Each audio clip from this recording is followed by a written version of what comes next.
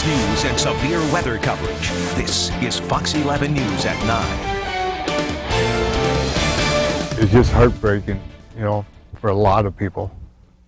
Pilots in the Door County area are mourning the loss of one of their own this weekend following a deadly crash in Kansas. 23-year-old Luke Sheets learned to fly at the Ephraim airport. Family and friends are still awaiting answers as to why the plane Sheets was piloting went down. Sheets' last contact with air traffic control appears to have been when the plane was granted permission to fly at a lower altitude. The twin-engine Cessna took off from Riverside, Kansas Friday, headed north to Council Bluffs, Iowa. The Kansas Highway Patrol says the plane crashed about 100 miles east of where he took off in Chanute, Kansas.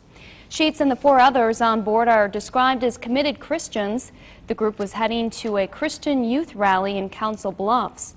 The plane went down and burst into flames. The sole survivor, 22-year-old Hannah Luce, is the daughter of the founder of Teen Mania Ministries, which was sponsoring this weekend's rally.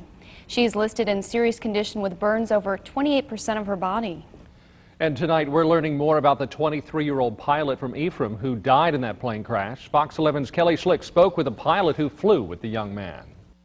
I was shocked, and I was sick to my stomach. I mean, it was just a tragedy. You know, I don't know what else to say about it. I feel really bad for his family. Family friend and fellow pilot Dave Burke says every time he took to the skies with Luke Sheets over Door County, he knew he was in for a lot of questions. He wanted to know everything about flying and the operation of the airplane, and he was very safe when it came to that. Sheets piloted this Cessna on Friday afternoon over southeast Kansas when the plane crashed. 4 of the 5 people on board were killed. 3 of the victims were recent graduates of Oral Roberts University in Oklahoma.